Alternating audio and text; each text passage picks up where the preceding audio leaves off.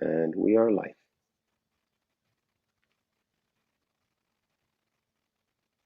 Okay. Yes. Yes. Warmly welcome everyone to Virtual Kaustinen program. We are listening to an online lecture organized by Kaustinen Folk Music Festival and Finnish Folk Music Institute.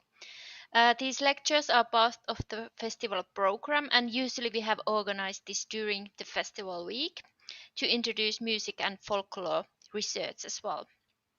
This year the concept has changed slightly, as we have two people here to keep the lecture, a musician and a researcher together. The idea is get practitioners, professionals and researchers together and emphasize also community involvement. This year's theme is safeguarding intangible cultural heritage and good practices inspired by UNESCO Convention and the idea of living heritage. In Finland, the Heritage Agency has a wiki inventory for living heritage, which includes, for example, Kaustinen Fiklin tradition and many other elements. And today we hear views from Estonia. Our guests are researcher Elo-Hanna Seljamaa and musician Leanne Barbo. It's wonderful that you could join us today and you can tell more about your journeys to heritage. Welcome. Thank you very much, Outi, and Matti for this invitation, which completely took me by surprise because I am not a musician, and while I've known Leanne for 30 years at least, if not longer, then I could have never dreamed of kind of performing together with her. So it's a very, very unique opportunity for me, and the plan is that I and Leanne will take turns when we talk, and Leanne will also perform. And my approach today comes out from discussions with Outi first, and then also with the long conversation we had with Leanne. And when we started, then she first asked whether she's an heir or what makes her an heir. And I think that's really, really a crucial question when we talk about intangible cultural heritage, or when we think about it, and also this idea of living heritage. So so I'm very, very happy to be here, and thank you for this opportunity to kind of exchange ideas. It's been wonderfully stimulating already. And together with Outi, we decided the title of today's talk, which is Journeys to Folklore, Journeys to Heritage, Conundrums of Safeguarding Music. And the word journey was something that Outi kind of found attractive, and it's a good starting point, I think. I'm a folklorist, a scholar. I guess more focusing on contemporary issues, and my journey to folklore studies was quite a straightforward matter. And I have always thought of folklore, which in Finnish is perinne, I guess, as a living phenomenon. I've never kind of confined it to archives only. For me, folklore is the air we breathe.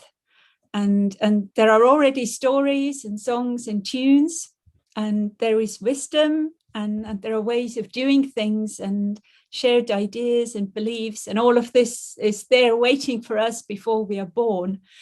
And each of us, once we are born, adds to this mix. So we draw on what is already there and what has been done and is being done.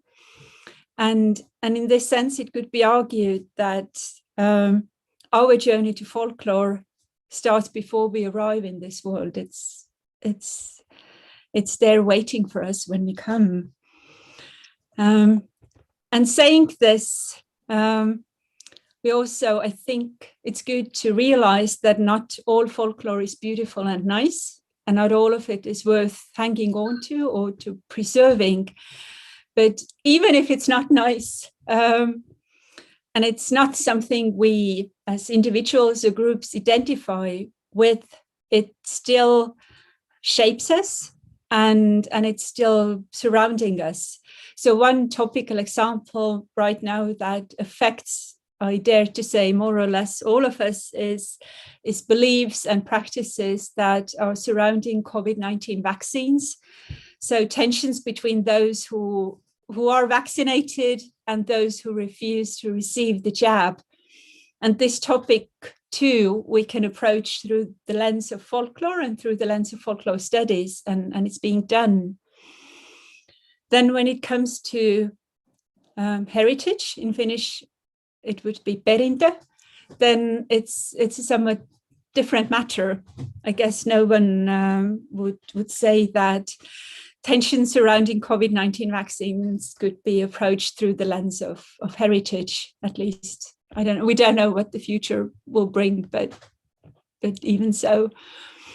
So it's a different matter, and my journey to heritage, and in particular to intangible cultural heritage, aineeton kulttuuriperintö, is in Finnish is quite complicated, and I still haven't figured it out, even though I'm responsible at the University of Tartu for an international master's program that's dedicated to folklore and applied heritage studies.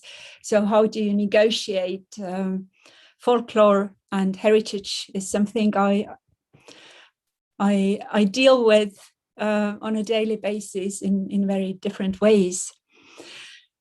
But before, in my previous life, for many years, I tried to ignore the very existence of the concept of cultural heritage. And as I said, I can continue to have scruples about it. So whenever I read UNESCO's 2003 Convention for the Safeguarding of the Intangible Cultural Heritage, and when I read materials and texts that kind of derive from this convention, then I feel, as a folklorist, I feel like I'm entering a parallel universe. And at the same time, I feel like I'm doing time traveling. This is because UNESCO's initiatives regarding intangible cultural heritage resemble what folklorists and ethnomusicologists have been dealing with all along since at least the 19th century. And at the same time, the way it's being described and the vocabulary used and kind of the ideas behind it are also very different. And at times, from the point of view of contemporary folklore studies, they seem to be outdated or outmoded. So there's this element of time traveling, and there's also a lot of there's a celebratory logic to it, and some romanticism that many contemporary folklorists are not comfortable with. So for me, in my academic research, I see folklore, perinne, as a broader category and intangible cultural heritage as a narrower category. And for me, intangible cultural heritage comes with strings attached, and at times I feel claustrophobic about this all. But I no longer kind of naively think that I can just ignore it. I think we do need more and more discussions about what the differences and similarities are. And I think that it has to be a discussion between practitioners, scholars, administrators, and various other stakeholders for it to be a constructive and kind of mutually benefiting and enriching kind of conversation. From the point of view of critical heritage studies or folklorists who have dealt critically with the category of intangible cultural heritage, then this intangible cultural heritage is about ennobling or it's about upgrading. So heritage is not found, but it is made. And so there's this word of heritageization, which is quite of a mouthful. So heritageization, as it is practiced under the aegis of UNESCO, is a mechanism or tool for adding value to selected phenomena. And so it's an ideological and political undertaking in a very basic and kind of fundamental ways.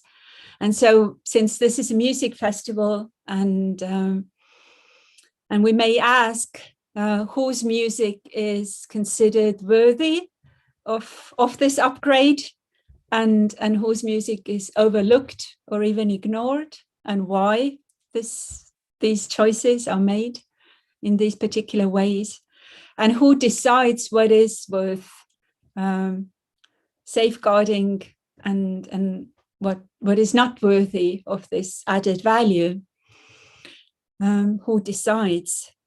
And if communities are consulting specialists and vice versa, because in the spirit of this UNESCO convention, then initiatives should come from bottom up, and it should be communities who use the convention as a means for kind of protecting and valuing what they identify with, then who speaks in the name of community, and why these particular actors are doing this, and who has told them to do so, or whether it's their very personal initiative, and kind of who is making claims when somebody is speaking in the name of community, and then whose voices are not heard, and does it mean that those who are not speaking up are not heirs? And how does one become an heir? To come back to this question posed by Leanne when we were preparing for today's meeting. So from the point of view of critical heritage studies, it could be argued that these phenomena that have been upgraded and have been labeled and categorized as intangible cultural heritage, then once they have been kind of rebranded or recategorized, they re-entered the scene, so to say, but they re-entered the scene as something else. And this new value that they have been given can be used in various ways, and most often it's in the field of economy, and especially tourism, and also politics of various kinds. And oftentimes this economy and politics are intertwined. And again, we have similar questions. So who benefits from this upgrade, and who is left aside, and what happens inside this community, which when we look at it from outside might look quite homogeneous, but actually it is not, more often than not. So when we look at it from this perspective of critical heritage studies, then heritageization changes what it aims to protect, and this makes this whole idea of safeguarding an oxymoron of sorts. And some scholars have referred to this process of creating heritage as an intervention. So there's one Icelandic folklorist by the name of Valdimar Hafstein. Many of you might be familiar with his work. And he has asked in various articles and in other formats, somewhat provocatively, when is protection not a means of dispossession? His 2018 film by the name of The Flight of the Condor revolves around this issue. When is protection not a means of dispossession? And the film is about the emergence of the category intangible cultural heritage. And the film is freely available on the internet. So if you haven't seen it, then I would highly recommend it. It was made together with the Icelandic filmmaker Åslaug Einarsdóttir.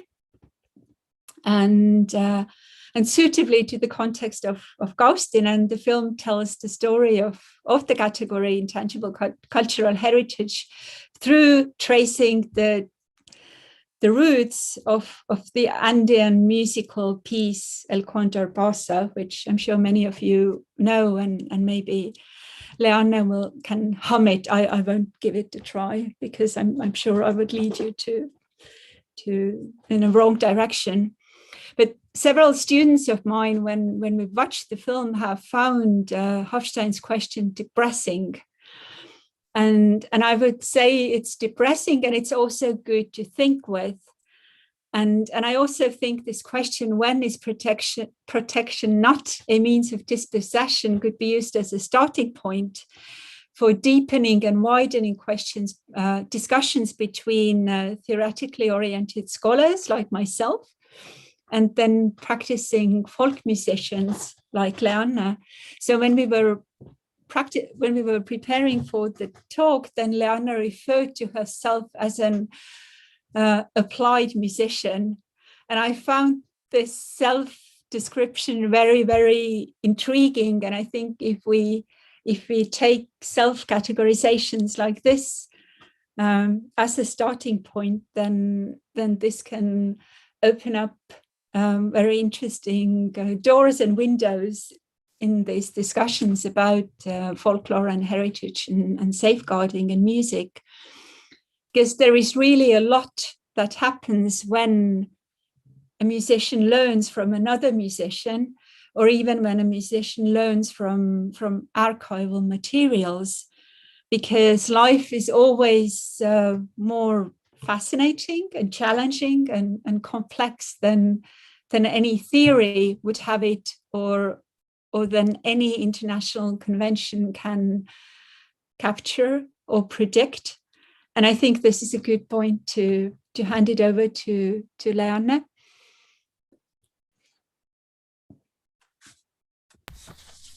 Hello, I am Leanne, and I find what Elo-Hanna told very, very interesting and worth thinking. And I had a lot of thoughts already that came into my mind. And yes, applied musician, I have never thought of this term. I thought of functional musician, or like this is a musician at service. Because mostly when I play for dancing. And I also teach people how to play. So, but I also have a pop folk band. But this is a little bit like my mission in life is not maybe exactly pop folk, but something that I could relate to myself to as a very authentic and traditional. And I'm this kind of person who wants to get closer to the authenticity in many levels of folklore. And in this folklore, in general, and music as well, it's the same. In the same time, it is so free, and every person, when they are musicians, they have a lot of choices to make, and it's entirely up to the musician themselves what choices they take and they make. And in the same time, it is sort of like this: who has how much blood of what, and how is this? How much percent of authenticity does it gather or have, and everything? It's like it's so controversial to think in the same time in these two categories of this very strict authenticity and very free choice making, and because me as a musician, I reform this music and I give it to the other people. So I am in this process of sort of heritage movement from older times to newer times, and I have a huge amount of responsibility, which I feel that this is what makes me make my choices in the way that I make.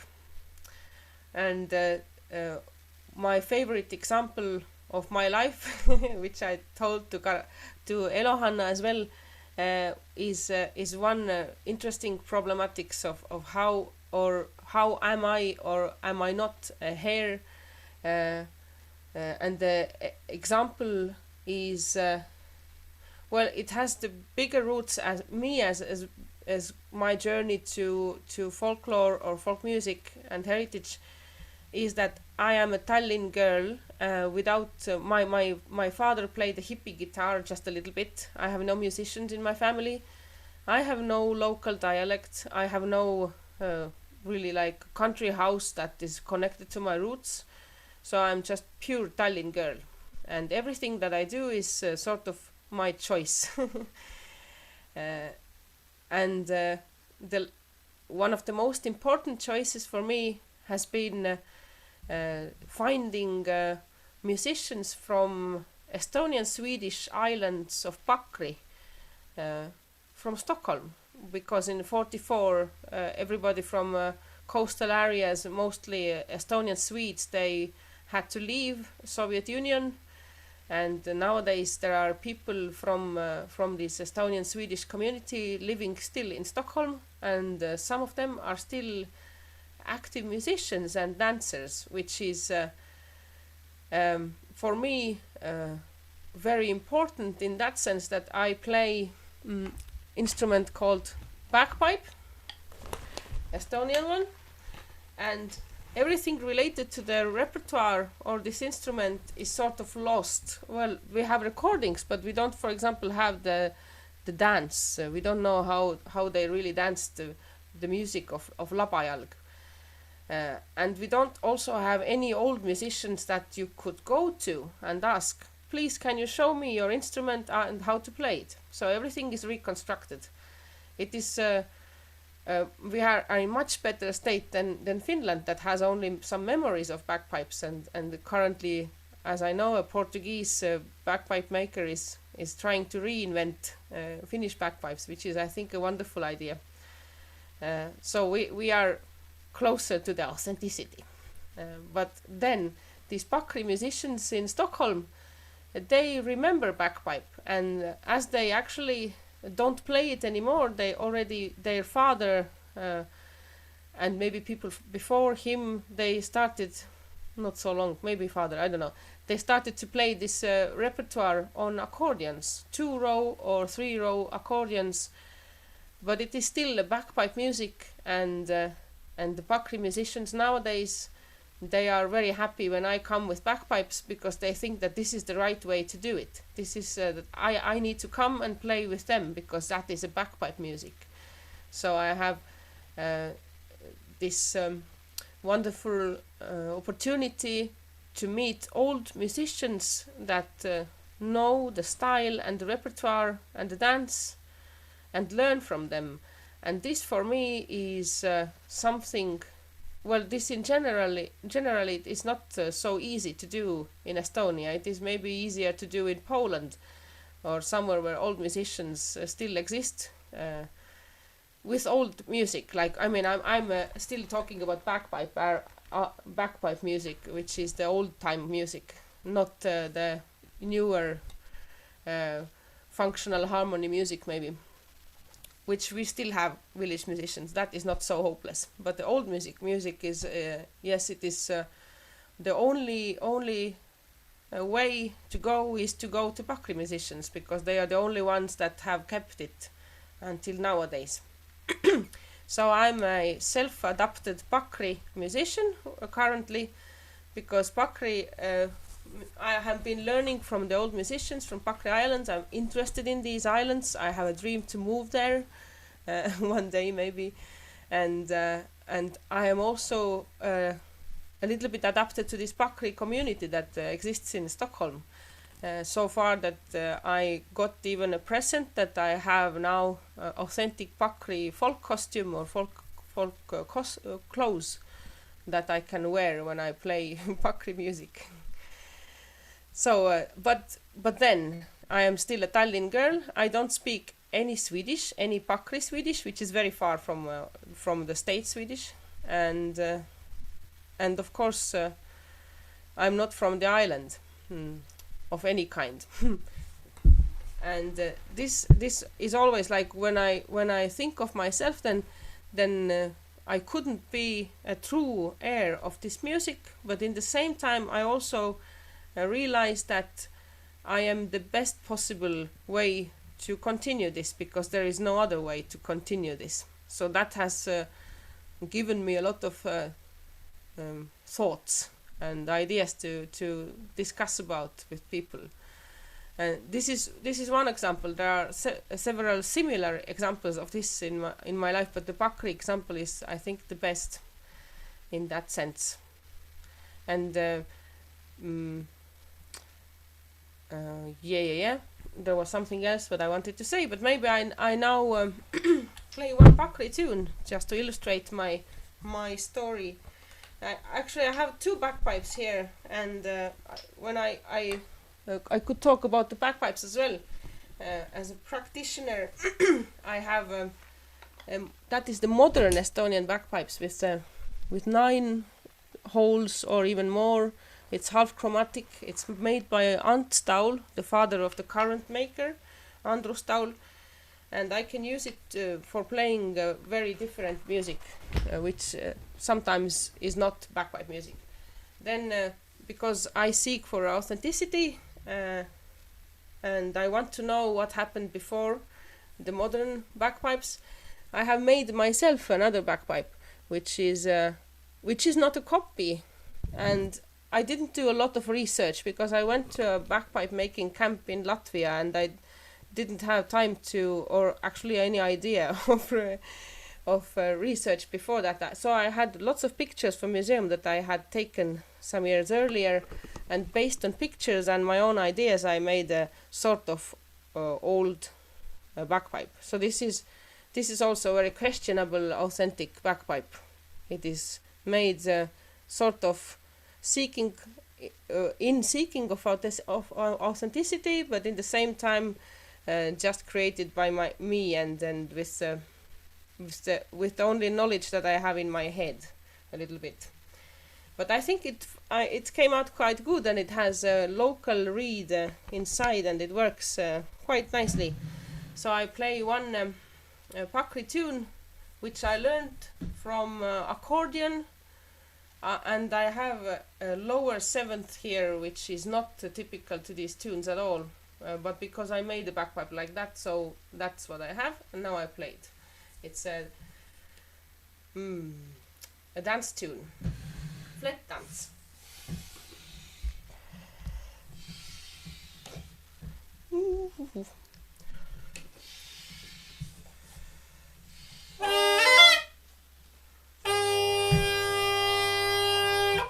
No, my drone is not visible. Oh no.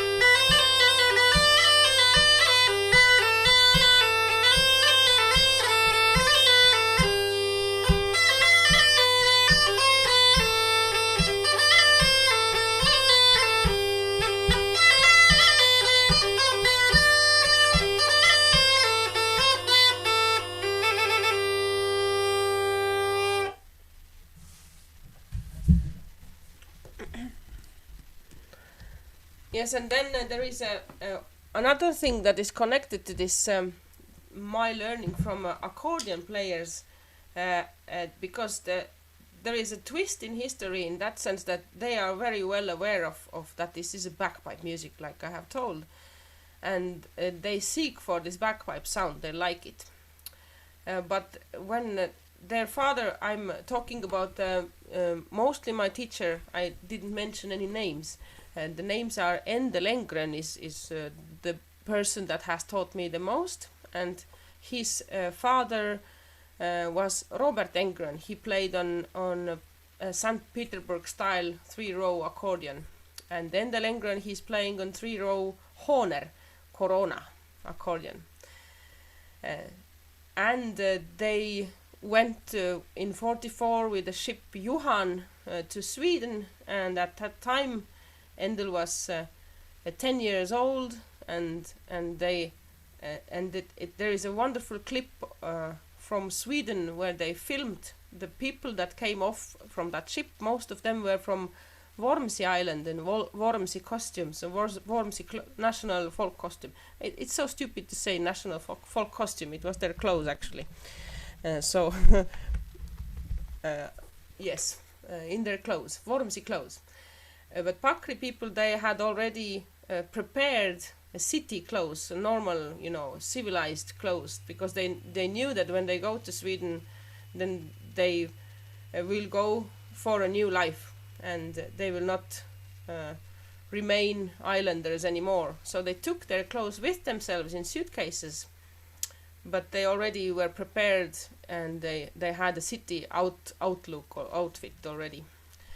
And there is a little fragment of this, how the two sons of Robert Enggren, Hjalmar, older brother, and Endel, they are going off from that ship and going to Sweden, and one of the boys has his father accordion on the shoulder, and then so that's how they landed there.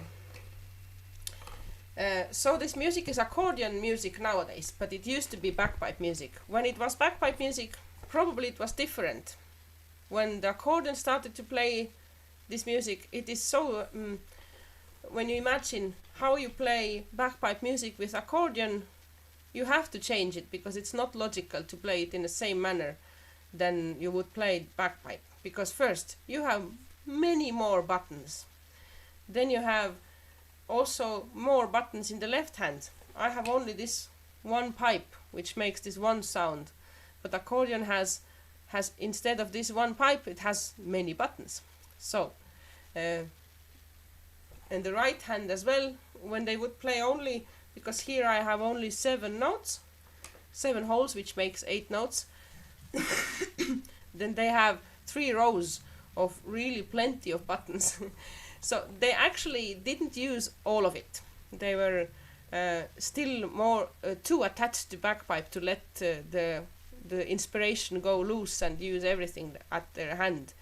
But it still changed a lot. So for example, I can't play some of the tunes together with them because I just simply don't have enough holes, and sometimes they change the tonality, and sometimes I could play another example of a tune just in a moment, which illustrates for me this, what I have to do with actually bagpipes to play the same music, sort of what they play in accordion. But it's also not possible actually, because I still don't have the left hand buttons and everything. So it's like this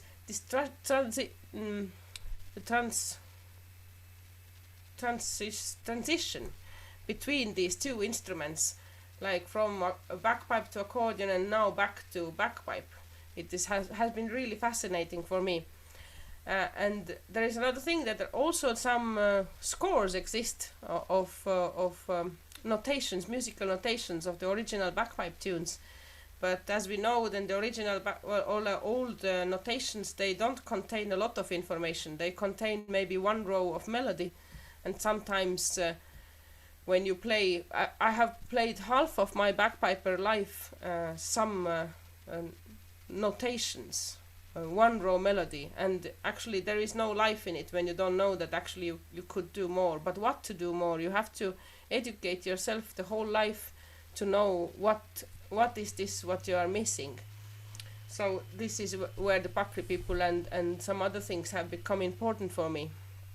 But so I can't use so much these original bagpipe notations, because I am not educated enough to play them well, I guess.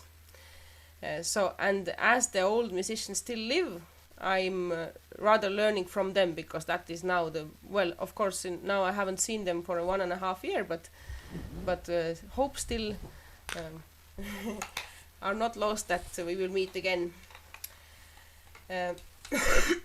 Yes, so now I will play because that was a little bit newer dance tune. It has a little bit of this functional harmonic thinking in the melody. There are other kind of tunes that are closer to bagpipe or further away from this bagpipe mood. Actually, I could play 2 tunes now. First, I would play just a bagpipe tune, and that is what is just one row of melody and really minimal musical material. And I have worked a lot to be able to play it at all, so that I would feel that I am actually playing music, because it has, even when I learned it from accordions, it has been hard for me, because I didn't understand this tune so well. So I'm still working on it. It has very little musical material, but I'm still I found already the way how to enjoy it and how to play it.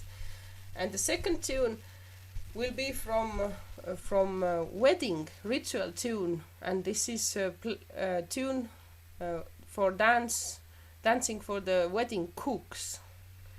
And this is an example of a tune that has changed with accordion so much that it's not easy to put back on bagpipes. So I have to play the higher notes in the lower part of my modern chanter, and then I can continue the second part in my normal register of bagpipe. And also in this first tune, which is, they also call it that this is a drompipslåten, with drompip is bagpipe in Pakri Swedish. This, when they play the left-handed the bass with accordion with it, they try not to change anything. They just hold this one button and it changes with this bellows. Only this very minimal. They can't play only one note. This is hard, even harder than for me to play accordion music, but they do their best to remain as much close to the bagpipe that they can. The second tune, they change already the harmony, but they have a special Pakri style of bass playing with harmonium, which the bass is longer than normally it would be. But I'm not going into that detail now. So now they come Drompipslåten and Kokkmorens Leikin.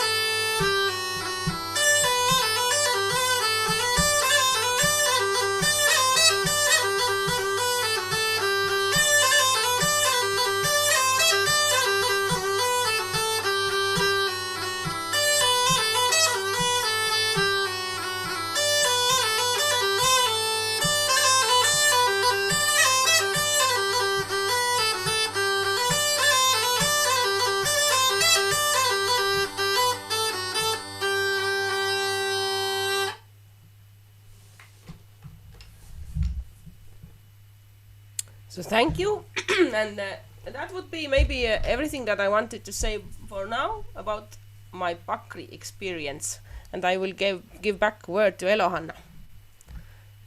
Thank you, Leanne. So yeah, I had so many thoughts rushing through my head when listening to it, and I was and indeed I think functional musician is a better translation, and I remember that we actually talked about it as well.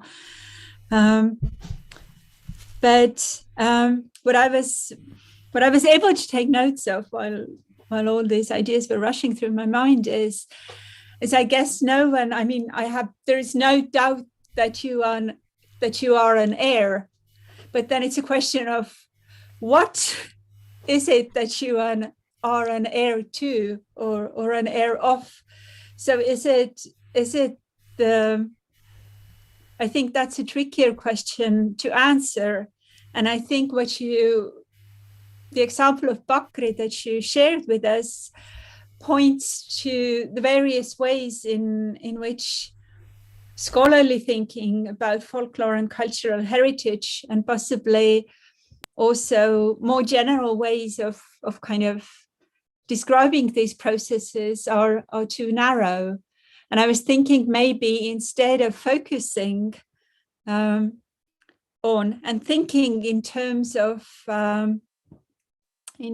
safeguarding, we ought to think in terms of change and in terms of kind of adaptation and interaction, and not only interaction in terms of between people, because this is clearly crucial to your journey to cultural heritage and to the work you're doing with the music and people from Pakri, but also interactions between instruments and tunes and overall interactions between contexts of various kinds.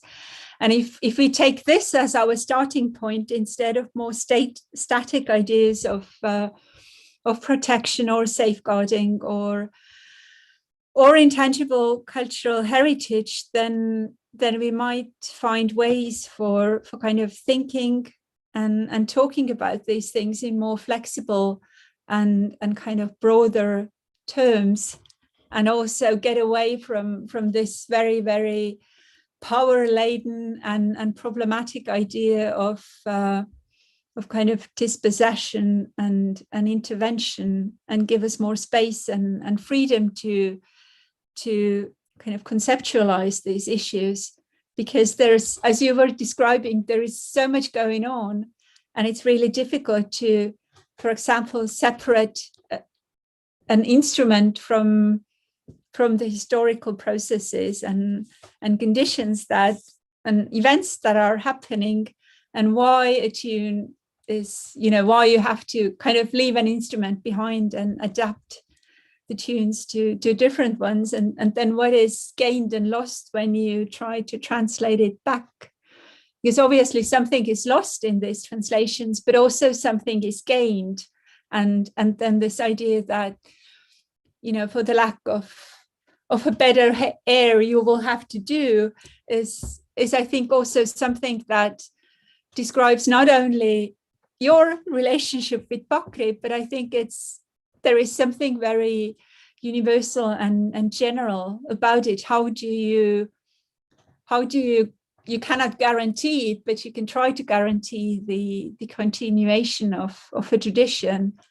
And that's when these solutions made up here and now will have to do, and they are the best ones, because these are the ones you have. So I feel like it's kind of all over the place, but I also feel like it's very important to continue these discussions that, on the one hand, coming from rather theoretical thinking and being drawn to certain kinds of issues and problems, and then on the other hand, with a more practical experience coming and having to deal with different kinds of issues. And in this sense, there is not a big difference between people of Pakri who were forced to leave for Sweden and had to remake and redo their practices and musical habits there. And then when you are trying to discover what it is they did and how to maybe get back to where they were coming from, if that makes any sense at all. Yeah, and then there's just one thing about authenticity, since this is what you started with. And I was thinking, you were juxtaposing authenticity and then an authenticity that's associated with certain strictness and lack of choice. And then music making, which is very much about the freedom of choice if you know what you're doing, and if you master your instrument and what can be music, then I would like to think that there doesn't have to be an opposition there, but rather you make authentic choices within a certain range that you have acquired and that you master. So you can disagree, but I do think that authenticity is very much in the relationship. And this brings us back to interactions again, and this flexibility and the need to kind of scrutinize particular contexts.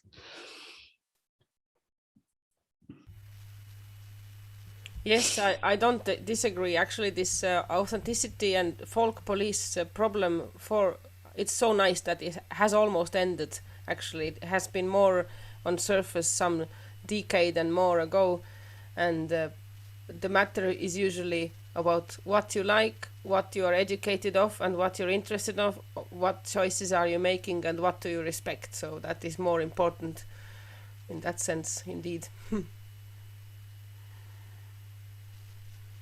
Yeah. But I think, so I think if I have to wrap it up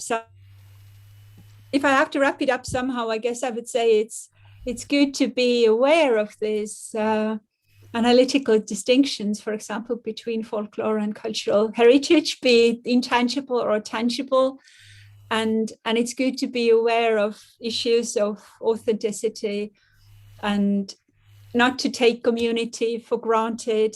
And also it's important to kind of think about what makes or does not make one an heir, but also the question, what is it that we're being handed down, or what is it that we're inheriting? And at the same time, it's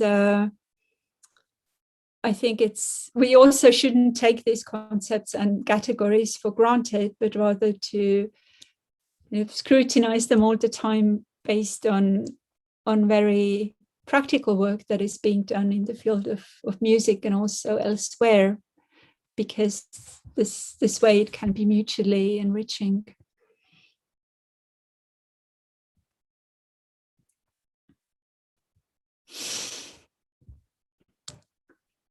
Yeah. Okay, thank you very, very much, Elo-Hanna and Leanne. That was very, very nice and interesting and very nice music. Thank you. Lots of thoughts in my head because of this, but I will try to keep them there. If anybody has any questions, you can now here in Zoom, you can open your video or microphone and you can have questions about research of folk music or intangible cultural heritage or the music of Leanne or the musical side, whatever you want to talk about, or any comments. But in the meanwhile, I'm not seeing yet anyone. In the meanwhile, I will comment about this the question of authenticity, and then we were talking about this role of practitioners and researchers, and also now this is a third lecture that we have now organized here at the festival, and we have had with the same lecture, with all these lectures, we have had a kind of a point of view from how they how practitioners see their heritage and how the researchers see their heritage or their differences, and try to kind of understand more about these differences. And now, at least in my head, I'm getting further on this road, and this is so interesting because of this, and kind of seeing that it's very used. We are very used in Finland, I think in Estonia and Europe and in many other countries also, that we have professional folk musicians who are actually not always, of course, these overlap these roles, but they are in many cases, they are also experts and kind of doing their research work with their music. And this is overlapping a lot. And but then if you don't have this kind of the framework from the UNESCO, from the Intangible Cultural Heritage, I've been not very happy with these thoughts and discussions about the role of folk musician and how are they related to their tradition, and do they have the permission to do their tradition, and so on. But now I have found from the UNESCO Convention and the idea of intangible cultural heritage that there is, when you focus on the practitioner level, that they are in charge and they actually say what is the heritage, then it's kind of when you have this approach, you don't have to kind of the problem of authenticity, it kind of disappears. And then now I'm kind of realizing now that there's it's very important also, at least in Finland, we should do that we kind of understand the role of folk musicians as an expert role on the other hand, and as a practitioner role on the other hand. It's kind of in the middle, or of course, yeah. So it might give us kind of a clearer view and take away some problems from our life. But this is something maybe we have to think for the next festival, that we kind of have these three roles here. But any thoughts about this, or do you see any sense in this, Elo-Hanna and Leanne? Yeah, no, I think it's very kind of, it's important to think of these different actors who are involved in processes of creating heritage, and then also maybe keep in mind differences between different forms of expressive culture. So we have certain kinds of opportunities and questions and problems when dealing with music, and then something else when it comes to for example, festivals, even though festivals might include music as well, and all of these distinctions are if not arbitrary, then at least they are kind of they are not very rigid. We could also draw these boundaries in kind of different ways. And really, it's I hadn't thought about it quite in these terms either before talking with Leanne for these particular purposes, how much more we might learn about processes of heritagization when we really pay close attention to what it is that musicians are doing, and kind of take them as experts in music making, as I think you were suggesting as well. So it's not, yeah, so it's very, very practical on the one hand, but I think it can give us new impetus for thinking about these more abstract and general things as well. And more broadly, what's the whole purpose of safeguarding, for example, or how to best do it. So I guess this would be my first response. I could comment on this musician as expert thing, that like we know times are changing, and I have already many years ago started to notice in Baltica festival in Baltic states, so in Lithuania, Latvia, and Estonia, that the level of folk music in this festival has decreased because the village musicians that are humble and not thinking analytically and not thinking economically necessarily, and they are just happy to go anywhere in this SIOF festival system.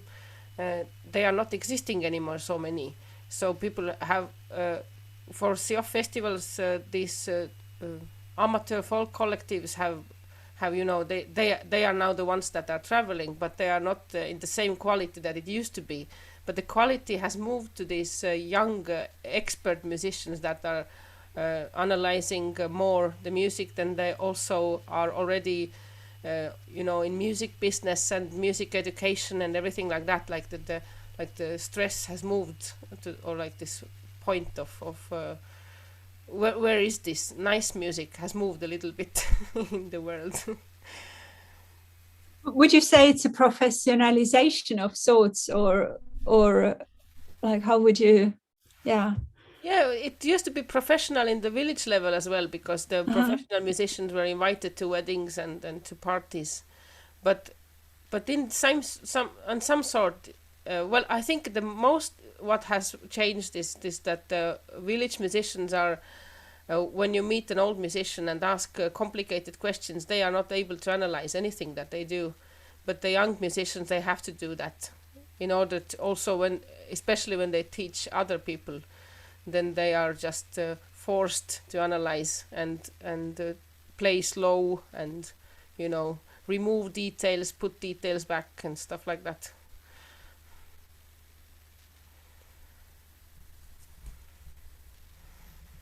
Yes, thank you. This is reminds me of a thing that happens very often here at Kaustinen with the Kaustinen fiddlers, because we are also working now with these new concepts of intangible cultural heritage, and many times we have been trying to reach the common players and the practitioners, and ask them tricky questions about safeguarding heritage, and they usually just hush us away. That, "Oh, go away, we just want to play, and we don't want to do this analyzing thing." But then I think it has been very important also to understand that there are these different sides, but maybe just not to kind of understand them and kind of see that they are there, these different roles, and of course with this idea of the practice making their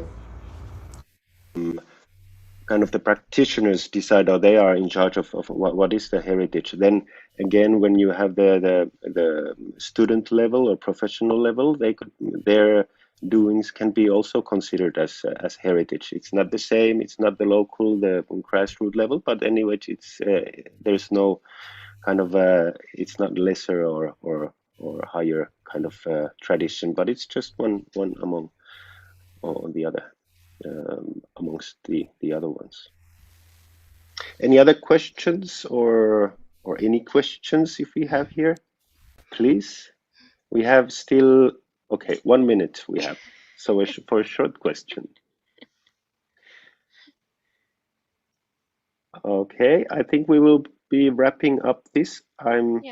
Thank you so much, Elo-Hanna and Leanne. This was super interesting lecture. I think the 45 minutes or 48 minutes what you talked together, it was so interesting discussion that time flew like really fast.